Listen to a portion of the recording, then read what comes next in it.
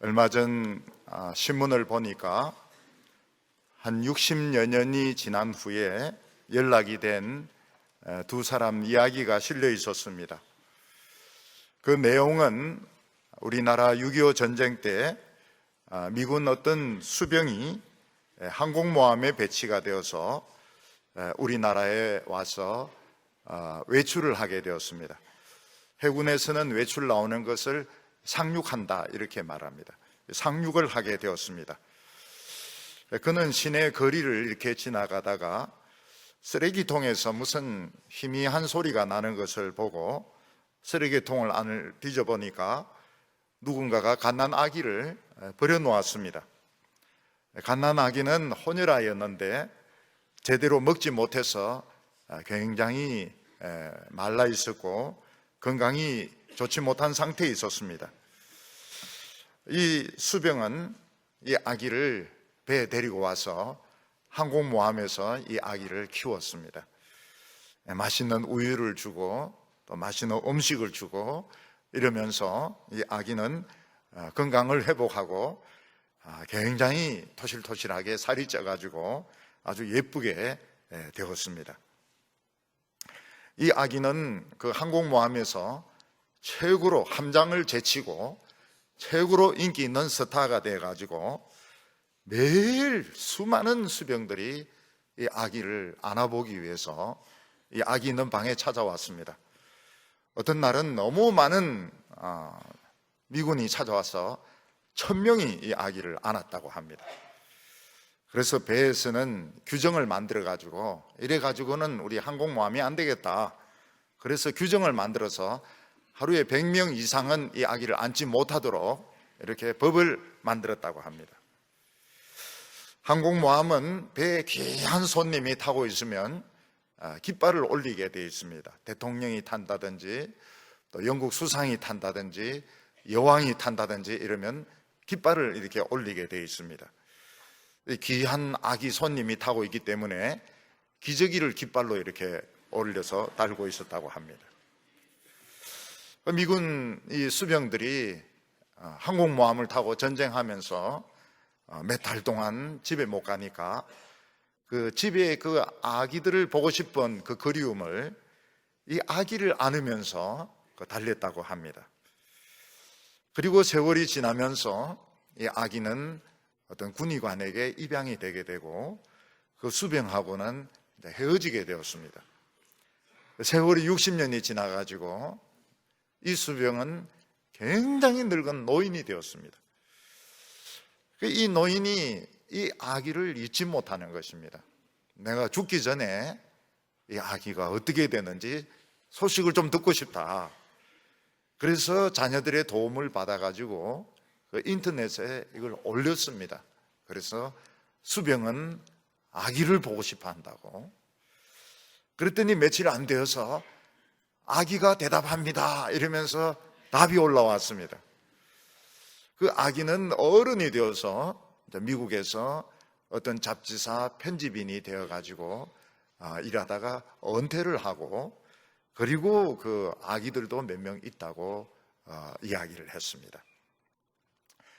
그 쓰레기통에 버려졌던 아기는 어른이 되어가지고 은퇴를 했고 그 아기를 주었던 그 수병은 80이 훨씬 넘은 아주 노인이 되었는데 60년이 지난 후에 서로 연락을 주고받게 되었다고 말하고 있습니다.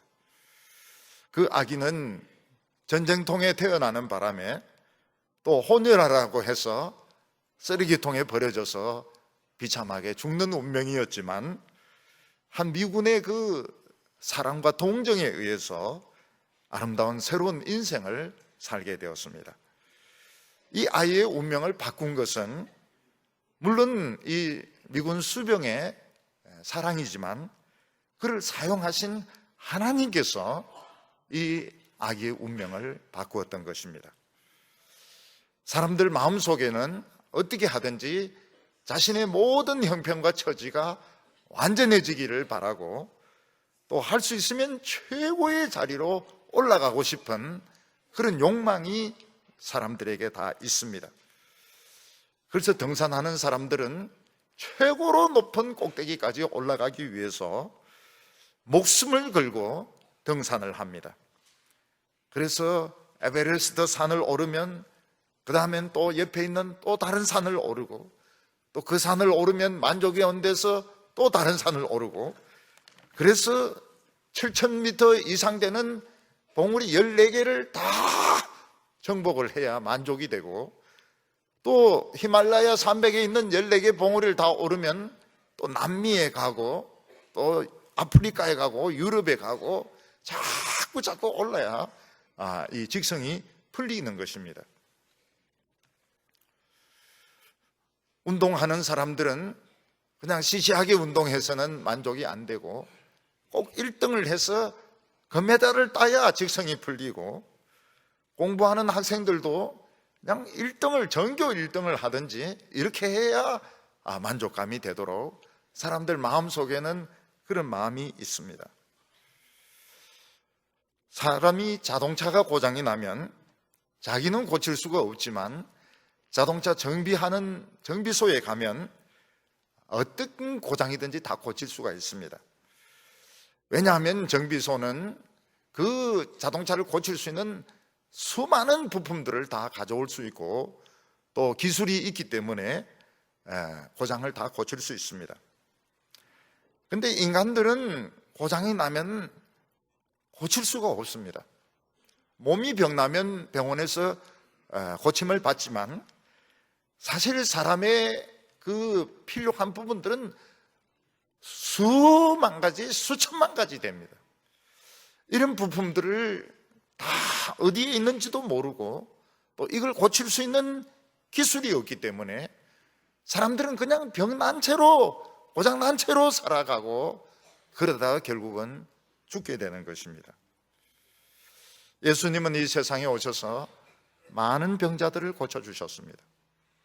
그런데 예수님께서는 사람들의 육체의 병만 고쳐주신 것이 아니고 그들의 인생을 고쳐주셨습니다. 장애를 가진 분들은 장애를 고쳐주셔서 새 인생을 살게 하셨고, 귀신이 들어서 미친 사람은 정신을 온전케 해서 아름다운 멋진 인생을 살게 하셨습니다. 오늘 우리 주위에는 이런저런 이유로 자살하는 사람들이 굉장히 많은 것을 보게 됩니다. 이제 자살은 신문의 기사로 나지 않는다고 말을 하고 있습니다. 얼마 전에도 어떤 청년이 자살로 인생을 마감했습니다. 그 청년은 신체적으로 병든 데는 없습니다. 근데 그 청년은 마음이 병이 들었습니다. 세상을 살아갈 의미를 알지 못했고, 또 자신의 인생은 실패했다고 생각했기 때문에 가까운 젊은 사람이 그렇게 죽음으로 인생을 마쳤던 것입니다. 저희 교회는 시각장애인인데도 불구하고 수요일 예배, 금요일 예배, 주일 낮 예배, 오후 예배 빠지지 않고 오시는 분이 있습니다. 굉장히 긍정적입니다. 또 어떤 분은 다리가 불편하셔도 휠체어를 타고 또 걸어서 또 운전을 해가지고 교회에서 예배를 드리는데 굉장히 표정이 밝은 것을 볼 수 있습니다. 우리가 이런 것을 보면 사람은 겉으로 보이는 것과는 다른, 또 다른 내면의 건강이 있고 또 내면의 세계가 있구나 하는 것을 우리가 알게 됩니다. 우리나라에 이렇게 자살하는 사람들이 많고, 우울증 환자들이 이렇게 많고, 전에는 2명 중에 한 사람이 우울증 환자라고 했는데 이제는 그냥 다 우울증 환자라고 보면 됩니다. 다 환자라고 생각하면 됩니다. 나도 환자고 너도 환자고 모두 다 환자인 것입니다. 그리고 사람들이 행복하지가 않습니다. 뭘 해도 행복하지가 않습니다.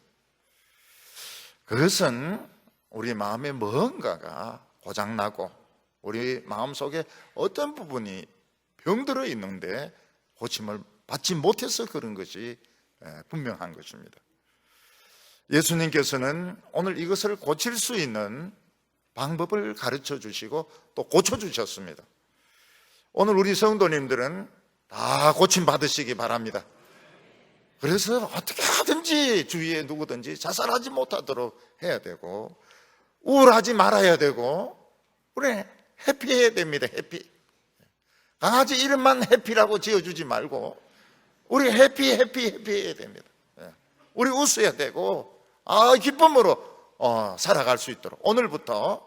그래서 고장난 옛 인생은 오늘 허물 다 벗어버리고 멋진 새 인생을 오늘 예수님의 방법대로 해가지고 치료를 받으시기 바랍니다.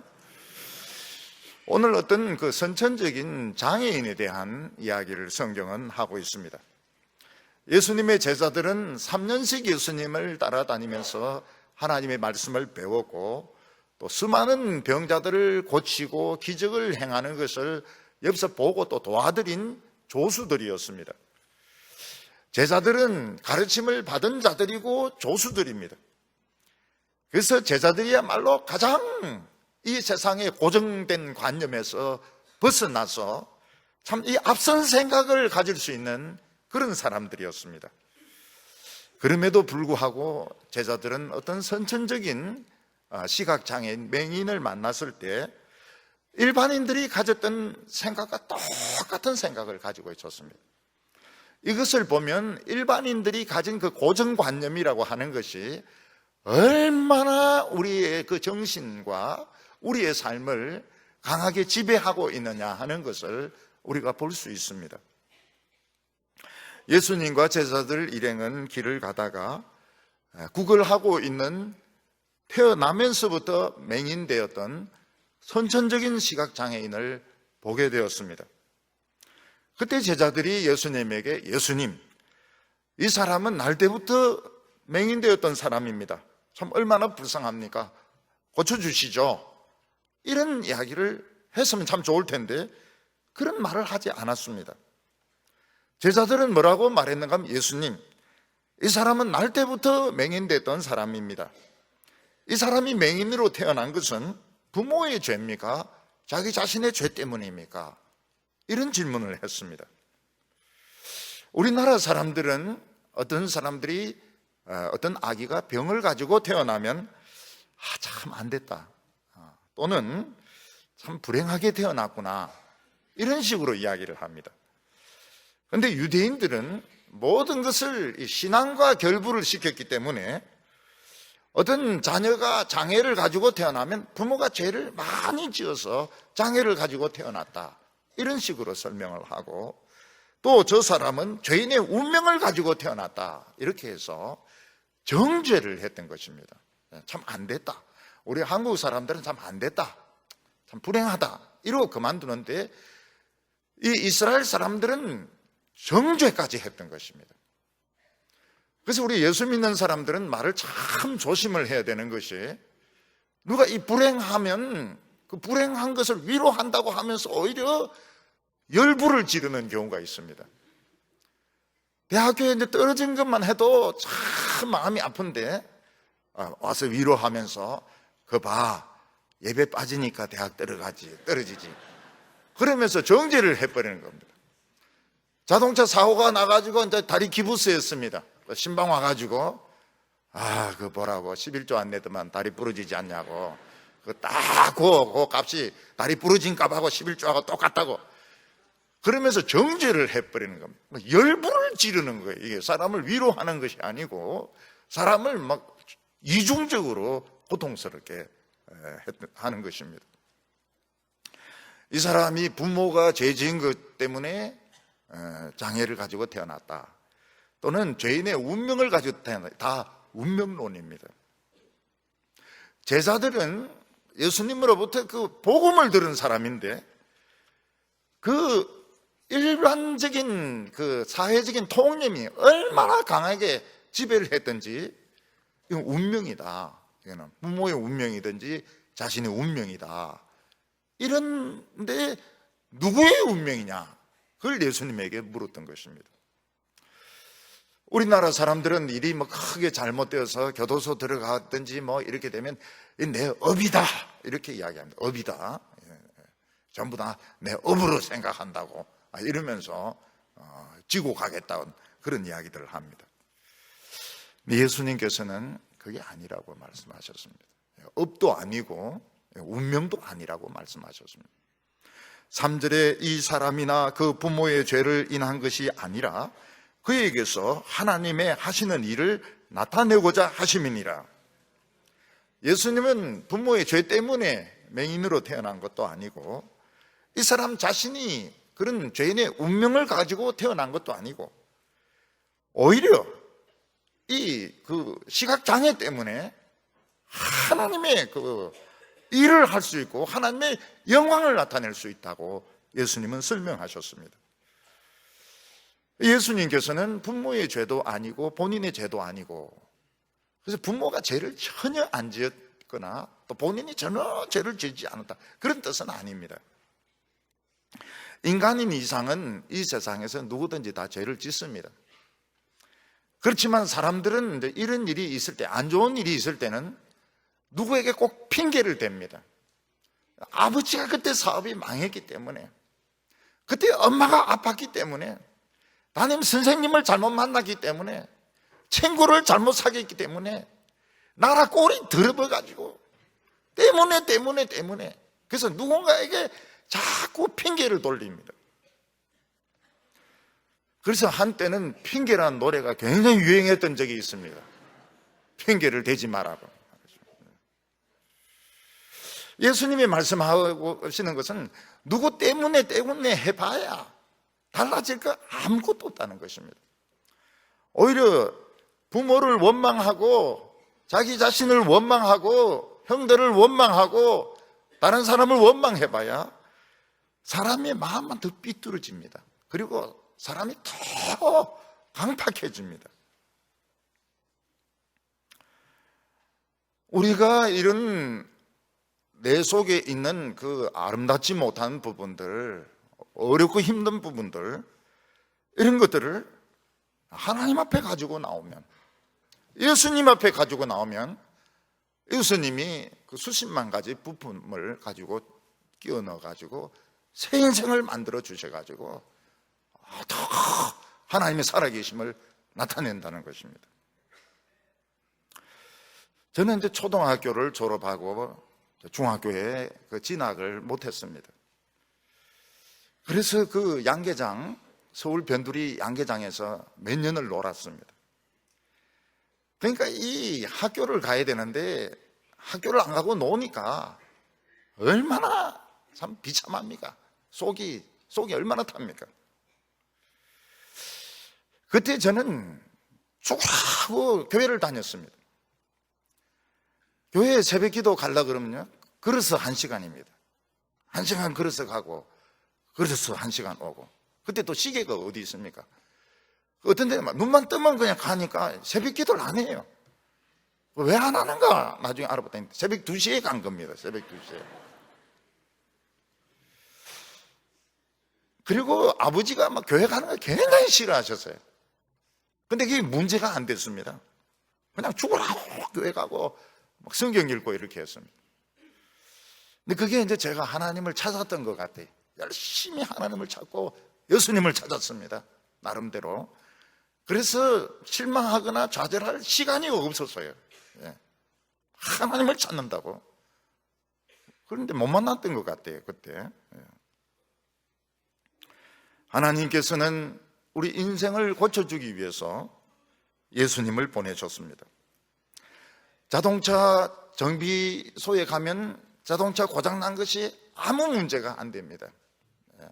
찌그러진 것도 펴주고 유리 깨진 것도 갈아주고 타이어도 새 거로 갈아주고, 마찬가지로 우리 인생에 병든 것들, 정신적으로 병들고 육체적으로 병들고 사회적으로 병든 것들, 예수님에게는 문제가 되지 않습니다. 우리 인간은 스스로 고칠 수 없는 게 시간을 돌이킬 수가 없습니다. 시간은 흘러가 버린 겁니다.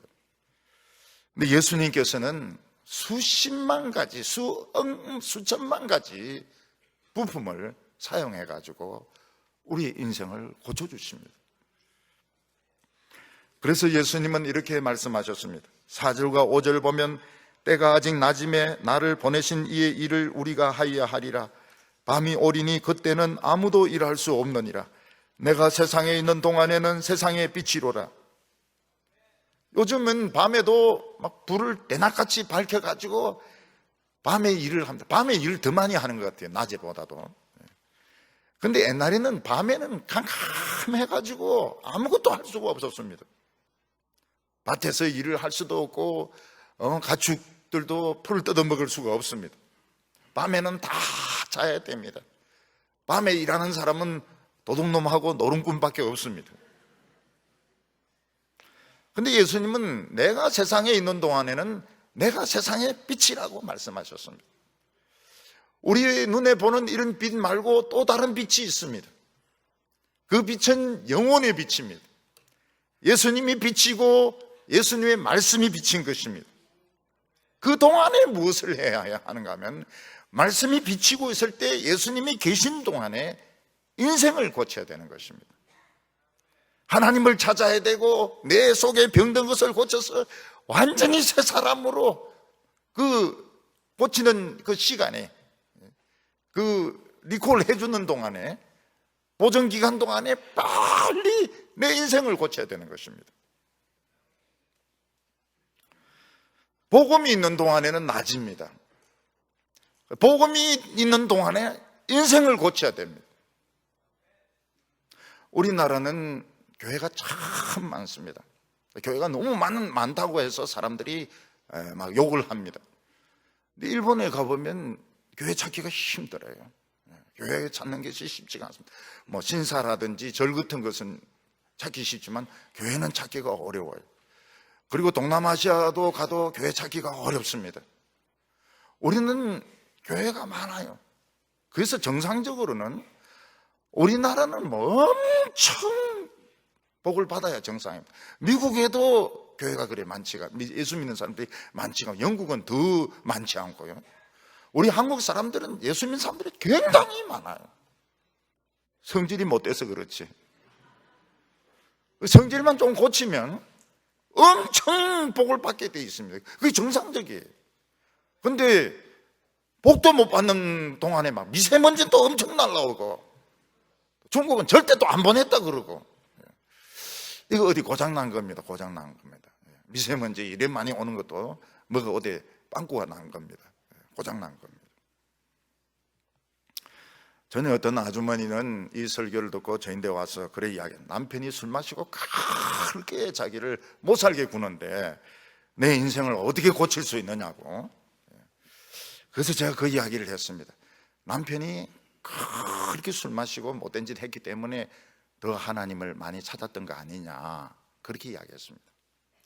만약 남편이 너무 잘해줘가 매일 스테이크, 매일 고급 요리 막 사줬다면 지금쯤 얼마나 비만했겠느냐고. 그리고 매일 뭐 파리, 뉴욕, 막 발리섬 이런 데 데리고 갔다면 교회에 왔겠냐고. 남편이 막 자기 혼자 그냥 가서 술 마시고 이러니까 그렇게 하나님을 찾았으니까 하나님이 새 인생을 주실 거라고. 근데 이 부인이 그 말귀를 알아들어요. 아, 그렇군요 이러면서. 저도 이 양계장에서 몇 년 있으면서 썩는 것 같았어요. 또 그 닭똥 냄새 얼마나 지독합니까? 닭들도 얼마나 시끄럽습니까? 근데 세월이 지나서 내가 생각해 보니까 양계장이 그 최고의 명문학교였습니다. 저에게서는 최고의 명문학교, 경기고등학교보다 더 좋은 명문고등학교였습니다. 최고 고등학교 나왔습니다. 양계장 고등학교. 양계장 고등학교 졸업생 뭐 줍니까? 계란 줍니다. 그래서 뭐 때문에 남편 때문에 아버지 때문에 여편 때문에 그거는 도움이 아무것도 안 됩니다. 도움이 안 돼요. 여편은 여편이고 남편은 남편이고 자식은 자식이고 내가 살아야 됩니다. 내가 치료를 받아야 됩니다. 설교 듣는 시간은 치료받는 시간입니다. 치료받는 시간. 오늘 여기 두 번째로 예수님께서 이 맹인을 특이한 방법으로 치료를 해 주셨습니다. 예수님은 말씀만으로 이 맹인을 얼마든지 치료하실 수 있었고 또 그렇게 많이 하셨습니다. 예수님은 우리 육체, 우리 정신, 영혼을 만든 분이기 때문에 어떤 병도 예수님은 다 고칠 수 있습니다. 어떤 여인은 예수님의 옷자락만 잡았는데 12년 동안 고통받았던 그 병이 치료되기도 했습니다. 또 예수님께서는 말씀만 듣고 돌아가는 사람들 믿음이 좋다고 칭찬하셨고, 말씀만 듣고 돌아간 사람들을 다 치료받았습니다. 그런데 예수님은 이 세상에 오래 계실 수가 없었습니다. 예수님은 딱 3년 하나님의 말씀을 전하시고 십자가에 못 박혀 죽으시고 하나님 보좌 우편으로 가시도록 되어 있습니다. 그러면 예수님이 안 계신 동안, 예수님이 올라가신 동안은 우리 인생을 어디 가서 고칩니까? 예수님이 계셔야 옷자락을 잡을 거 아닙니까? 예수님이 계셔야 기도라도 받을 거 아닙니까? 그래서 예수님께서는 예수님이 하나님 보좌에 올라간 동안 우리가 치료받을 수 있는 방법을 가르쳐 주셨습니다. 예수님은 우선 땅에 침을 뱉어가지고 이 진흙을 만들어서, 진흙 두 덩어리를 만들어서 이 맹인의 눈에 발라주셨습니다. 6절에 이 말씀을 하시고 땅에 침을 뱉어 진흙을 이겨 그의 눈에 바르시고. 팔레스타인은 우리와 달리 굉장히 덥습니다. 그래서 땅이 아주 건조하기 때문에 그 진흙 두 덩어리를 만들려면 침을 많이 뱉어야 됩니다.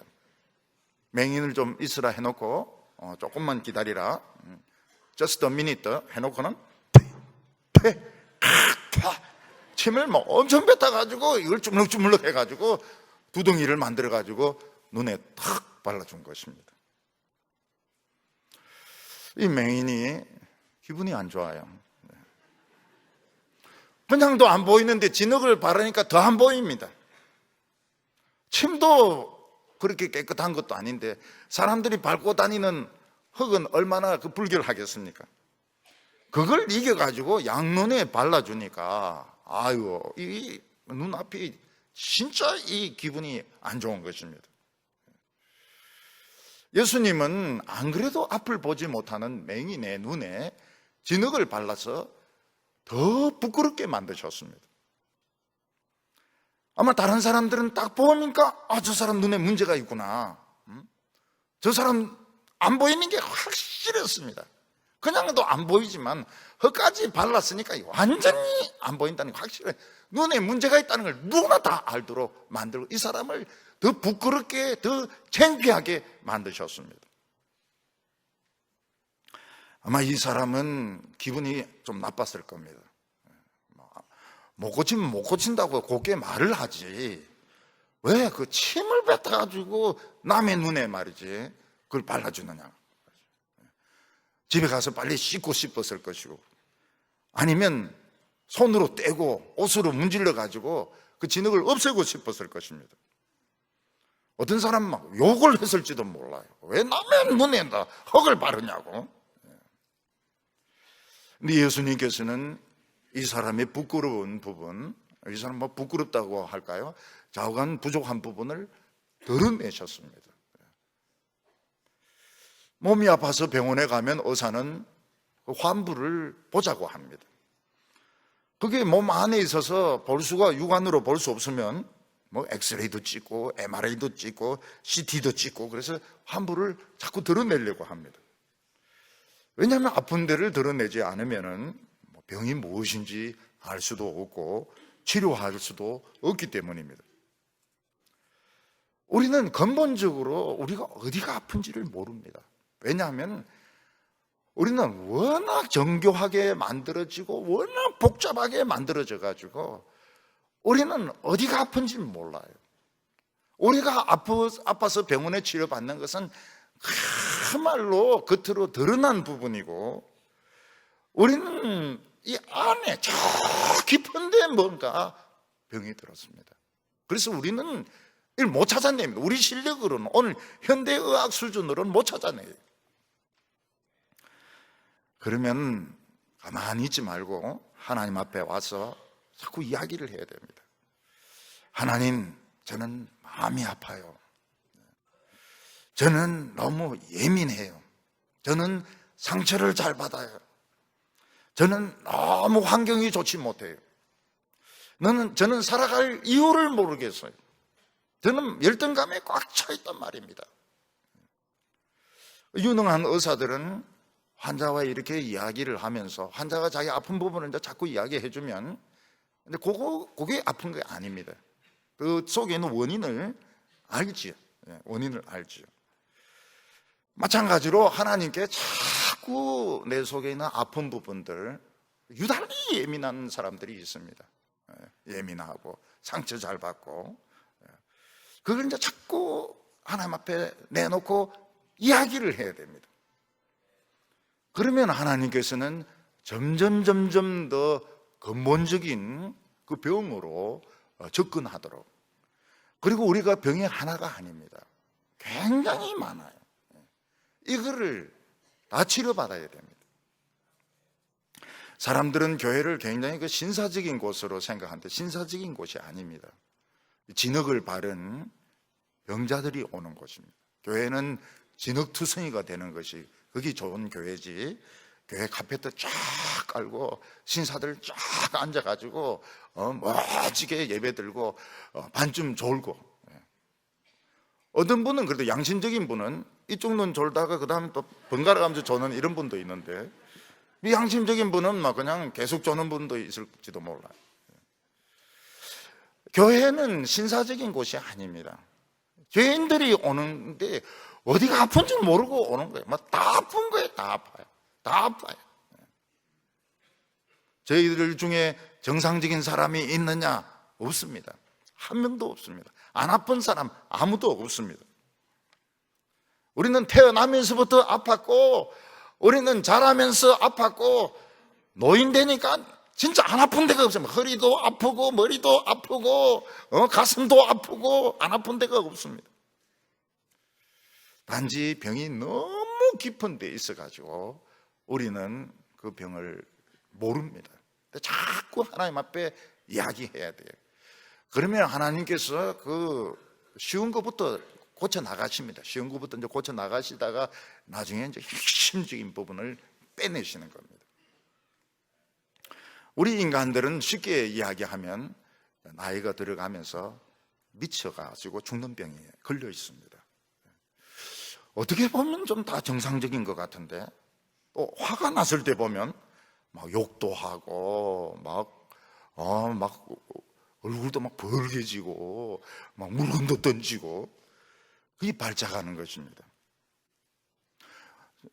중학교, 고등학교 여학생들, 참 예쁜 여학생들 많지요.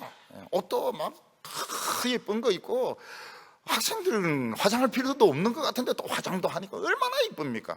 파마까지 하고. 욕 엄청 잘해요, 욕을. 자기들끼리 있으면 뭐 그냥 시불시불 하면서 그냥 욕을 얼마나 많이 하는지 몰라요. 그래서 그 이쁜 것만 봐가지고는 모릅니다. 어떤 남자들은 그냥 이쁜 여자만 찾다가 욕쟁이를 만났다 하지 않습니까? 사람들은 청소년 시기를 질풍노도의 시기라 이렇게 말합니다. 그거는 청소년들만 그런 게 아니고요, 청소년들이 감정에 정직해서 그런 것입니다. 이 외국 애들 보면요, 어린이들은 너무 이쁘고요, 너무 말 잘 들어요. 자, 시간 됐으니까 가서 자라. 그럼 가서 탁 잡니다. 우리 안 가죠. 우리 끝내 안 가죠. 엄마 이 다리 잡았다 저 다리 잡았다 하면서 안 가죠. 자, 지금 손님이 왔으니까 그동안 뭐 공부해라, 공부합니다. 우리 안 하죠, 우리나라는. 그러니까 외국에 가도 말 안 듣는 애들은 한국 애들입니다. 딱 표시가 나요. 교회 가도 딱 표시가. 근데 한국에 돌아오면 막 해가 꼬부러져가지고 이상한 막 외국 애처럼 행동하는데, 그 가면 한국 애들, 지붕에서 떨어진 애는 다 한국 애들입니다. 죽으라고 말 안 들어요. 근데 그 외국 애들은 보면 말 잘 듣습니다. 아주 이쁩니다. 남자나 여자애들이나 그렇게 이쁠 수 없습니다. 청소년 딱 되면, 틴에이지가 되면 괴물로 변합니다. 남자 괴물, 여자 괴물. 말도 막 뭐 한마디 하면 막 그대로 대들고 삐딱하고 문 팍 나가고 방에 이상한 사진 쫙 붙여놓고 막 희한한 짓을 다 합니다. 그 감정에 정직해서 그런 거예요. 모든 인간들은 다 미쳐가고 있습니다. 미쳐가고 있습니다. 어떤 나라 사람들은 우리 한국이 미친 것 같던데, 그거 우리 감정에 정직해서 그렇다니까요. 다 미친 거예요. 예수님께서는 이거를 감추지 말라는 겁니다. 있는 그대로 진흙을 발라라는 것입니다. 이 대구 분들의 특징이 뭔가 하면요, 말을 안 해요. 속에 뭐가 있어도 말을 안 합니다. 참고 있다 이게 이제 터져버리니까 결국 자기도 다치고 남도 다치게 만드는 겁니다. 그래서 현모양처가 좋은 게 아니에요. 우리나라는 현모양처 보면 말을 하지 않지 않습니까? 어려움이 있어도 그냥 참고 괜찮다 대구 말로 개한심다 이렇게 하면서 괜찮다 그러잖아요. 나중에 혼자 막 웃어요. 혼자 웃으면 빨리 병원에 보내야 됩니다. 혼자 중얼중얼 하다가 막 혼자 히지히지 웃고 이러면 빨리 병원에 보내야 됩니다. 이건 이제 병이 시작된 거라고요. 그래서 이 할머니들 만나가지고 막 수다 떠는데 그거 좋은 거예요. 그거 수다를 떨어야 됩니다. 수다를. 남자들도 수다 떨어야 되는데 어떻게 경상도 남자가 수다를 떨 수 있습니까? 그래서 죽는 겁니다. 빨리 죽는 거예요. 수다 안 떨고 당당하게 있다가 팍 죽어버리는 겁니다. 우리가 사람에게는 말할 수 없는 것들이 많죠. 하나님 앞에서는 수다를 떨어야 됩니다. 기도를 수다 떨듯이 이것도 안 좋고 저것도 좋고 좋고 안 좋고 막 이야기를 자꾸 하다 보면은 하나님을 만나게 됩니다. 오늘 여기 세 번째로 예수님은 그 진흙을 발라가지고 그냥 붙이고 살아라 한 것이 아니고 이 진흙을 선글라스로 생각해라 이렇게 말씀하시도 아니하시고 실로암 못에 가서 씻으라 이렇게 말씀하셨습니다. 이 예루살렘은 난공불락의 성입니다. 이 돌 위에 세워진 성이기 때문에 이 예루살렘 성을 함락하는 것은 쉽지가 않았습니다. 그 대군대가 쳐들어와도 포위해가 굶어 죽을 때까지 기다렸지 함락시키는 것은 쉽지가 않았습니다. 그런데 예루살렘의 치명적인 결점이 뭔가 하면 물이 없는 겁니다. 물이 나오지가 않아요. 그래서 이스라엘 백성들은 구약 히스기야 왕 때에 바위를 뚫어가지고 수로를 만들었습니다. 그래서 그 수로로 물을 끌어들여가지고 예루살렘 성 안에 물이 들어오도록 만들었습니다. 지금도 예루살렘에 가면은 그 지하터널 수로를 관광할 수가 있습니다. 히스기야 때 만든 그 수로가 지금도 남아 있습니다. 그 수원지에서 물이 바위 터널을 통해서 들어와서 떨어져서 고이는 곳, 그곳이 뭔가 하면 실로암 못이었습니다. 실로암 못은 보냄을 받았다는 뜻을 가지고 있었습니다. 이스라엘 백성들은 애굽을 나온 뒤에 물이 없는 이 광야를 지나가면서 참 놀라운 경험을 합니다. 모든 이스라엘 백성들이 지금 목말라 죽게 되었는데 모세를 원망합니다. 모세를 원망하고 막 돌로 던져서 죽이려고까지 그럴 정도로 감정이 격해졌습니다. 모세도 그때 막 굉장히 화가 났던 것 같아요. 하나님께서는 모세를 아주 단단한 반석 앞에 서라고 하고 지팡이로 그 반석을 때리라고 말합니다. 모세가 그 반석을 때리니까 거기서 반석이 깨어지면서 생수가 터져 나오는데 단숨에 그 목말랐던 이스라엘 백성들과 가축들이 그 물을 다 마시고 살게 됩니다. 하나님께서 왜 물이 없는 이 예루살렘을 수도로 주셨을까요? 그것은 예수 그리스도가 있기 때문입니다. 생수의 근원 되시는 예수 그리스도가 있기 때문에 예수 그리스도를 믿으면 된다는 겁니다. 믿으면 생수가 터져 나온다는 것입니다. 수도 없어도. 그래서 모세가 쳐서 물이 터져 나왔던 그 반석이나 히스기야가 길게 뚫었던 그 터널이나 전부 우리 예수님을 상징적으로 나타냅니다. 예수님은 그냥 인간처럼 보였지만 예수님 안에는 우리 인간을 치유할 수 있는 수십만 가지 하나님의 능력과 하나님의 축복이 있었습니다. 그런데 인간들이 예수님의 그 손에 못을 박아가지고 그 예수님의 육신을 깨트렸을 때, 창으로 옆구리를 찔러가지고 깊은 상처를 내었을 때 물과 피가 쏟아지면서 결국 이 물과 피가 우리 인생을 치료하고 우리를 살리는 성령의 생수가 된 것입니다. 이 맹인에게 귀한 것은 그 예수님께서 막 눈에 흙을 잔뜩 발라줬는데, 진흙을 발라줬는데 화를 내지 않고 그 말씀에 그냥 그대로 순종하는 것입니다. 다른 사람들 같으면 눈을 막 닦아내고 막 욕을 퍼붓고 왜 나를 이렇게 괄시하느냐고, 나를 왜 이렇게 무시하느냐고 이럴 텐데, 이 사람은 그냥 예수님 말씀에 순종해서 그 실로암 못을 찾아갑니다. 실로암이 시내에 있기 때문에 사람들이 많이 봐요. 사람들이 다 웃습니다. 저 맹인은 눈에 흙을 발랐네 이러면서, 자기가 맹인인 걸 자랑하는 모양이지 뭐 그런 식으로 비웃고 조롱합니다. 그런데 이 사람은 예수님의 말씀에 순종해서 실로암 못에 더듬어 가서 씻었더니 눈이 보였습니다. 이게 예수님이 오늘 이 시대에 우리를 치료하는 방법입니다. 예수님은 지금 하나님 우편에 올라가셨기 때문에 우리는 예수님을 만날 수 없고 옷자락도 잡을 수가 없습니다. 그런데 예수님은 실로암이란 말 뜻대로 우리를 보내십니다. 우리를 어디로 보내십니까? 단단한 반석으로, 물 한 방울 나올 수 없는 그런 큰 바위로, 바위 앞으로 우리를 보내십니다. 거기가 어디입니까? 바로 하나님의 말씀이 증거되고 있는 하나님의 백성들이 모인 곳을 말하는 겁니다. 교회에 보니까 막 교인들이 있는데 물 한 방울 나올 것 같지 않습니다. 전부 얼굴도 막 단단하고 넓적하고 막 이런데 물 한 방울 안 나올 것 같아요. 그런데 하나님의 말씀이 던져지고 그 하나님의 말씀이 맞아질 때 터집니다. 거기서 성령의 생수가 터집니다. 오늘도 사람들은 하버드 대학 이러면 알아주고 옥스퍼드 대학 하면 알아주는데, 제 생각으로는 좀 과대평가된 것 같아요. 그냥 비싼 학교입니다. 비싼 학교. 비싼 학교지 거기서 뭐 인생의 문제가 다 해결되는 거 아니에요.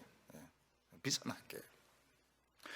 그 장학금 받고 공부했다가 나중에 빚쟁이 되는 학생들 많습니다. 집이 갑부가 아닌다 하면은 비싼 학교입니다.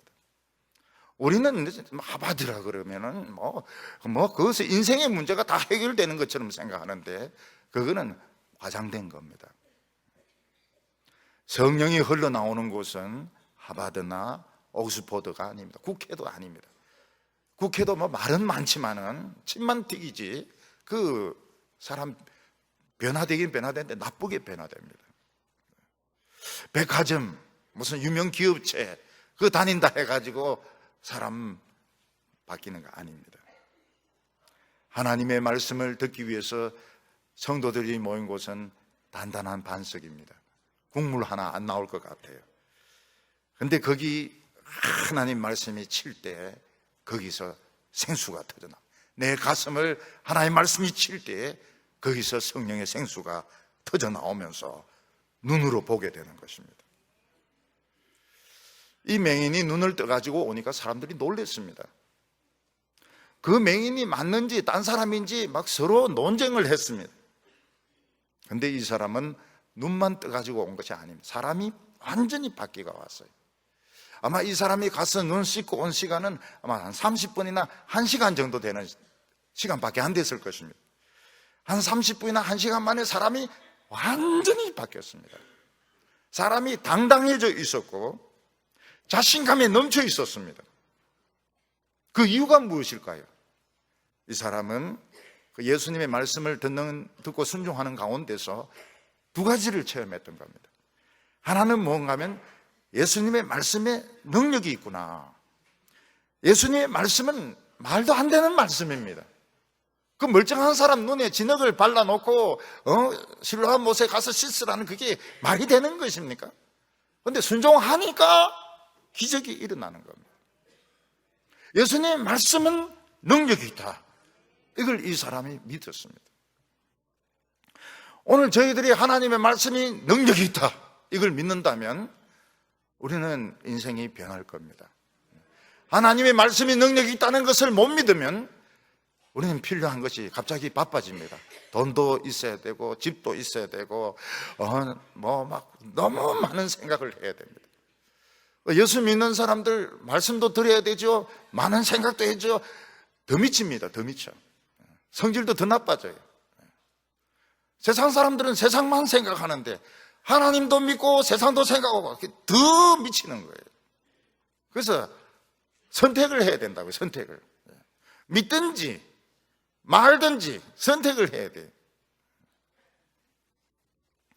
이 사람은 하나님이 자기를 사랑하지 않는다고 믿었습니다. 확실히 믿었습니다. 왜냐하면 하나님 나를 사랑하신다면 맹인이 되어가지고 구걸을 하게 할 리가 있나. 하나님은 딴 사람들은 사랑할지 몰라도 나는 사랑하지 않는다. 그렇게 확신을 하고 있었습니다. 그런데 예수님의 그 말씀에 순종해서 눈이 치료되는 그런 과정을 통해서 하나님이 나를 확실히 사랑한다는 걸 믿었습니다. 사랑이 이 사람을 바꾸었습니다. 우리는 하나님 나를 사랑한다는 거 많이 이야기 들었습니다. 그렇지만 안 믿습니다. 믿기 참 힘들어요. 날 사랑하신 성경에 써있네. 성경에는 써있지만 난 안 믿어. 굉장히 안 믿어요. 안 믿어요. 하나님이 어떻게 그 사람들 그렇게 많은데 내 같은 것까지 기억을 해가지고 하나님 머리가 아무리 좋다고 하지만은 나를 사랑하실까? 그래서 하나님이 우리를 코나로 몰고 가십니다. 코나로 외통수로 딱 몰고 가가지고 그 어려운 가운데서 딱 어려움이 해결되도록 하면서 내가 너를 사랑하냐 안 하냐? 내가 너를 사랑한다. 믿을래 안 믿을래? 코나로 막 몰아붙일 때 사랑하긴 사랑하는가 보네요. 그렇게 대답을 합니다. 하나님 나를 사랑한다는 말 100번 들어가 우리는 안 됩니다. 한 1000번, 10,000번 들어야 조금 믿어질까 말까 그렇습니다. 우리는 또 의심하고 또 의심하고, 근데 하나님은 자꾸 코너로 몰아붙여가지고 확인을 하게 하십니다. 체험을 하게 하십니다. 하나님의 사랑이 내 인생을 바꿉니다. 우리 사랑하는 성도들, 하나님께서 오늘 우리를 부르셨습니다. 오늘 우리는 이 빛 가운데 지금 대낮에 있습니다.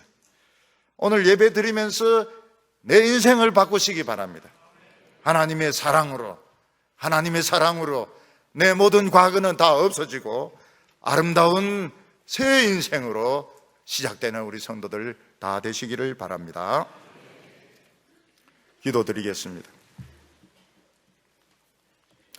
거룩하신 하나님 아버지, 우리를 불러서 왔사오니 오늘 저희들을 새 사람으로 만들어 주시옵소서. 과거의 모든 비참한 기억들, 기분 나쁜 기억들, 좋지 못한 형편들 오늘 다 벗어버리게 하여 주시고 깨끗하고 흠이 없는 새 사람으로 우리가 새 출발하게 하여 주시옵소서. 하나님의 사랑이 믿어지게 하여 주시옵소서. 하나님의 말씀이 능력이 있사옵니다. 오늘 이곳에서 생수가 터지게 하여 주시옵소서. 예수님의 이름으로 기도하옵나이다.